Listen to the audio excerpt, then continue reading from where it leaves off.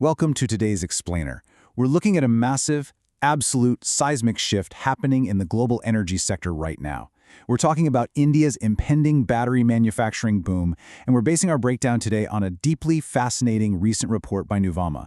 If you track energy markets or the future of mobility, you already know that batteries are the new oil. But what's happening in India is poised to just completely rewrite the rulebook. Let's get into it. All right, I want to start with a number, 39%. Just hold that in your head for a second. That isn't a total growth figure. That is the staggering compound annual growth rate, or CAGR, projected for India's battery demand between the years 2025 and 2030. To put that into perspective, compound growth of nearly 40% year over year for half a decade, that's the kind of hyperscaling you usually only see in software, not in heavy physical industrial manufacturing. So here is our roadmap for today's Explainer. First, India's battery boom. 2. What are advanced cells? 3. Powering the domestic shift. 4. Securing critical raw materials. And finally, India versus the world. The catalyst for our analysis today is this July 2026 Nuvama report. It meticulously maps out exactly how India's demand for rechargeable battery cells is basically about to skyrocket. We're going to use the exact data points from this document to really build a clear picture of this economic phenomenon.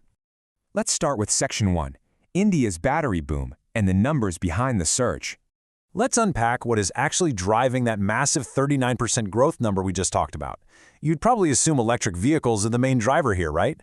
And yes, EV battery demand is surging at a massive 35% compound annual growth rate. But look at this second bar. The Battery Energy Storage System sector, or BESS, is projected to witness an explosive 78% growth over the exact same period. The big takeaway here is that while electric cars grab all the mainstream headlines, grid-scale energy storage is where the truly astronomical growth lives. As renewable energy scales up, you desperately need a place to store it, and that is exactly what's pulling this demand upward. Moving on to Section 2, what are advanced cells? Decoding the terminology. Before we get too deep into the economics, let's make sure we clearly understand the actual technology. You're going to hear the acronym ACC a lot. It stands for Advanced Chemistry Cells. Simply put, these are the next-generation rechargeable batteries that are literally powering the future of both mobility and energy storage.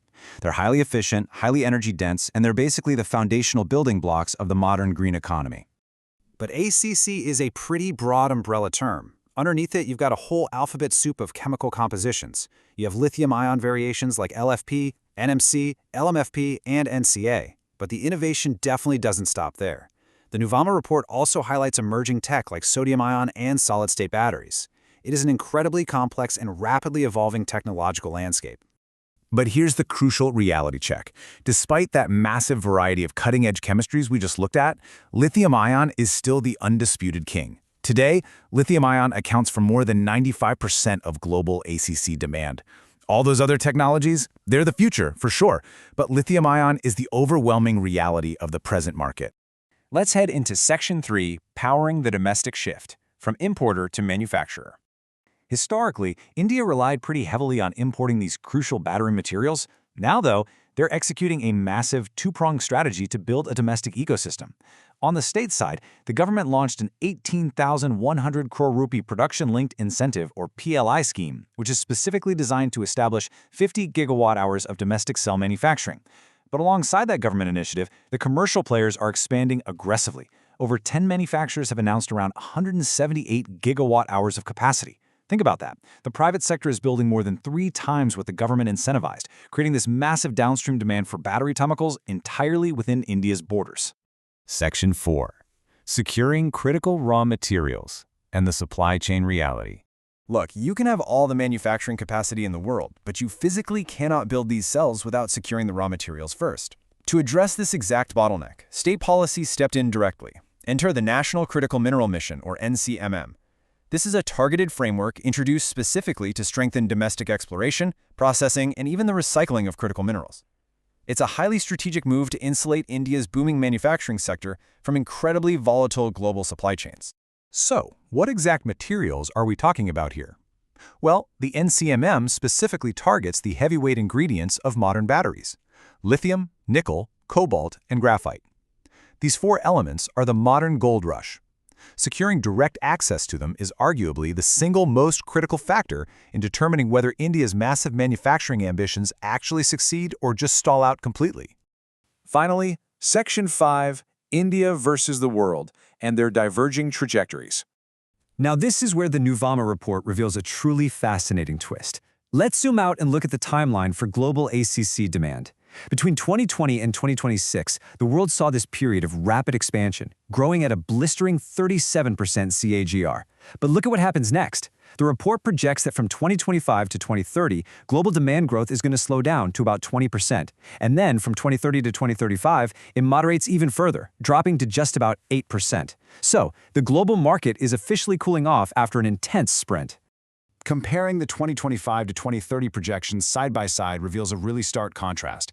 You have India's demand accelerating at 39%, while the broader global demand is halving its historical pace down to 20%. And perhaps most importantly, global ACC supply is only projected to grow at 10% during the same 5-year window. India is stepping heavily onto the accelerator, right at the exact moment the rest of the world is starting to tap the brakes. And that global supply issue becomes even more pronounced long-term. Global supply growth isn't just slowing to 10%. The report projects it will actually sink all the way from a historical 34% down to a mere 4% by the 2030 to 2035 window. This creates an incredibly dynamic and potentially volatile backdrop. You have slowing global capacity generation running squarely into India's completely insatiable, surging domestic demand. So here's the question I want to leave you with today.